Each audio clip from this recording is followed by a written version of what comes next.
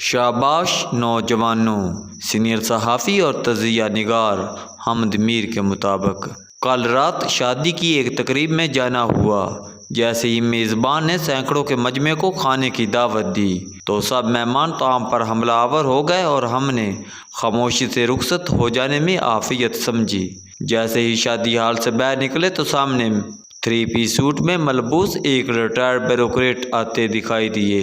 मुझे देखते ही उन्होंने बड़ी गर्मजोशी से मुसाफा किया और कहा कि आप जल्दी वापस जा रहे हैं और मैं ज़रा देर से आ रहा हूँ। दरअसल एक शाम में 3 शादियाँ भुगताना खासा मुश्किल है, लेकिन अच्छा हुआ कि आपसे मुलाकात हो गई। वो मुझसे बाजू से पकड़कर एक कोने में ले गए और कहने लगे, सिर्फ 1 मिनट लगेगा, बहुत ज़रूरी बात करनी है। मैंने अभी 1 मिनट के लिए अपने आप को इनके रहम करम पर छोड़ दिया, लेकिन उन्होंने अचानक अपने चेहरे से मुस्कुराहट को गायब कर दिया और बड़े संजीदा लहजे में आपसे तुम पर उतर आए। चंद लम्हों में ही उन्होंने एक ख़ानदानी बुजुर्ग का अहदा संभाल कर डांटने के अंदाज में कहा कि मियाँ साहबजादे तुर्बत में 6 मज़दूरों को कत्ल कर दिया गया। इनका सिर्फ ये था कि सबका तल्लक पंजाब से था।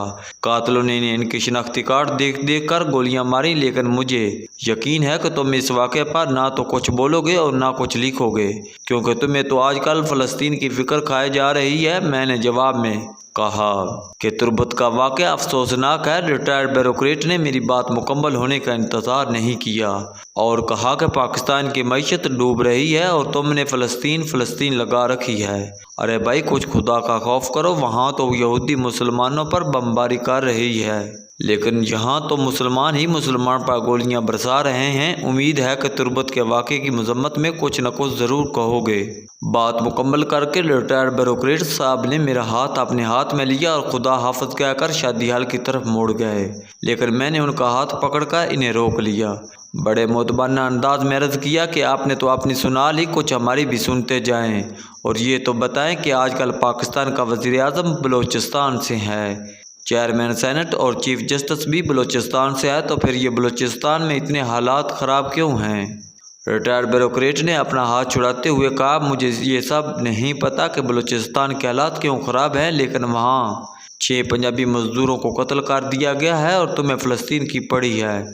जाते जाते कहने लगे कि फ़लस्तीन का इतना ख्याल है तो ख़ुद चले जाओ वहाँ और हमें हमारे हाल पर छोड़ दो। रिटायर बाबू की असलियत सामने आ चुकी थी।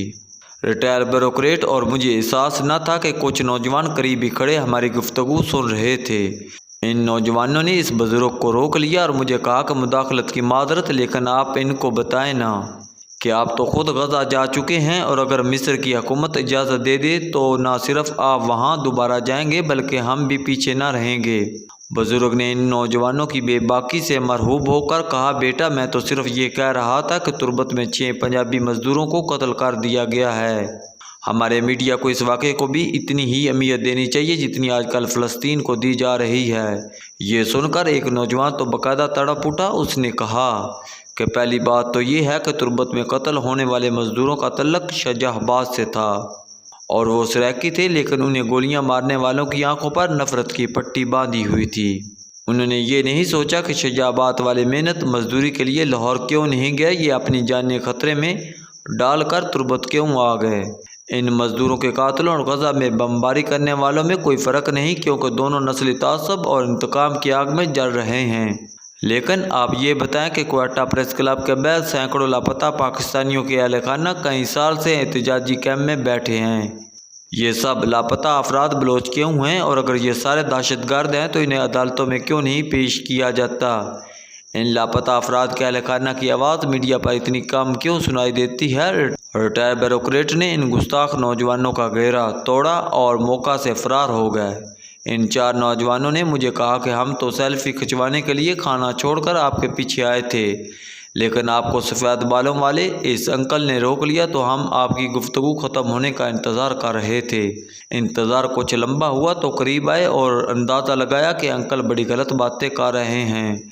लिहाजा हमने मुदाखलत इसलिए की कि ताकि अंकल को बता सकें कि हम हर किस्म के जुल्म के ख़िलाफ़ है, जुल्म बलूचिस्तान में हो या फ़लस्तीन में हो, जुल्म तो जुल्म होता है। मैंने इन नौजवानों को गले लगा लिया और इन्हें बताया कि जुल्म सिर्फ बलूचिस्तान में नहीं बल्कि पाकिस्तान के कोने कोने में हो रहा है। اس ظلم کے خلاف آواز بلند کرنا اس لیے ضروری ہے کہ صرف انصاف ہمیں متحد کر سکتا ہے۔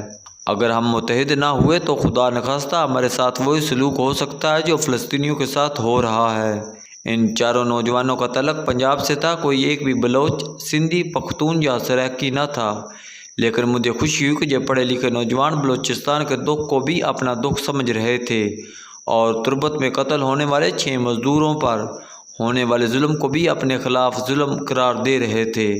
ریٹائر بیوروکریٹ صاحب ہماری حکمران اشرافیہ کے نمائندے تھے اور یہ اشرافیہ کنفیوز ہے۔ 4 نوجوان پاکستان کے عام لوگوں کے نمائندے تھے جو بہت زیادہ مشکلات کا شکار ہیں، لیکن ان کی سوچ اشرافیہ کی سوچ سے بالکل مختلف ہے۔ اشرافیہ آج بھی اپنے مفادات کی تحفظ کے لیے لڑاؤ اور حکومت کرو کی پالیسی پر عمل پیرا ہے، لیکن نوجوان اس پالیسی پر چلنے کے لیے تیار نہیں۔ ان نوجوانوں کو اپنے بہتر مستقبل کے لیے اس مفاد پرست اشرافیہ کے خلاف اتحاد قائم کرنا ہوگا اور ووٹ کے ذریعے اشرافیہ کے ضمیر فروش نمائندوں کو شکست دینا ہوگی۔